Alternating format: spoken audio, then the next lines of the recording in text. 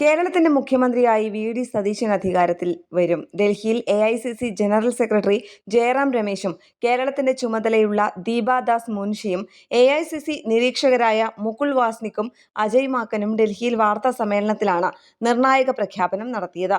ഇതോടെ തെരഞ്ഞെടുപ്പ് ഫലപ്രഖ്യാപനത്തിന് ശേഷം 11 ദിവസത്തോളം നീണ്ട കാത്തിരിപ്പിനാണ് വിരാമമായത്. ഈ ദിവസങ്ങളിൽ കേരളത്തിലും ഡൽഹിയിലുമായി മാരത്തൺ ചർച്ചകളാണ് നടന്നത്. കെ.സിക്കൊപ്പം വി.ഡി. സതീശൻ, രമേശ് ചെന്നിത്തല എന്നിവർക്ക് വേണ്ടിയാണ് അവകാശവാദങ്ങളും ചർച്ചകളും നടന്നത്. ഇതിനിടെ പലതവണ നേതാക്കളെയും എം.എൽ.എമാരെയും ഹൈക്കമാൻഡ് ഡൽഹിയിലേക്ക് വിളിപ്പിക്കുകയും ചെയ്തു.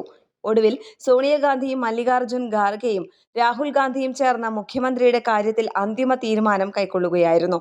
എം.എൽ.എമാരുടെ അഭിപ്രായം തേടിയ ഹൈക്കമാൻഡ് ഘടകകക്ഷി നേതാക്കളുമായും എം.പിമാരുമായും മുൻ കെ.പി.സി.സി അധ്യക്ഷന്മാരുമായും ചർച്ച നടത്തിയിരുന്നു.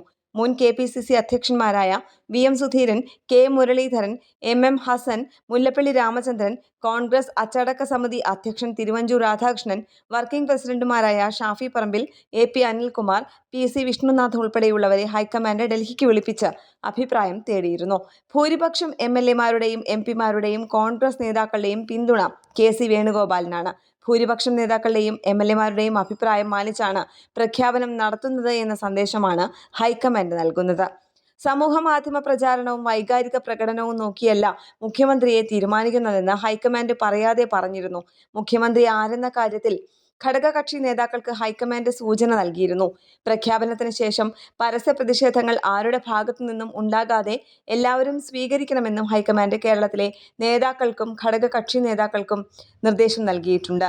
ഹൈക്കമാൻഡ് തീരുമാനം എന്തു തന്നെയായാലും അംഗീകരിക്കുമെന്ന് 3 നേതാക്കളും വ്യക്തമാക്കിയിരുന്നു. തങ്ങൾക്കു വേണ്ടി ആരും തെരുവിലിറങ്ങി പ്രകടനം നടത്തരുതെന്നും ഫ്ലക്സ് ബോർഡുകൾ നീക്കം ചെയ്യണമെന്നും 3 നേതാക്കളും നേരത്തെ പ്രവർത്തകർക്ക് നിർദ്ദേശം നൽകിയിരുന്നു. ന്യൂസ് ഡെസ്ക് കേരള പ്രണാമം.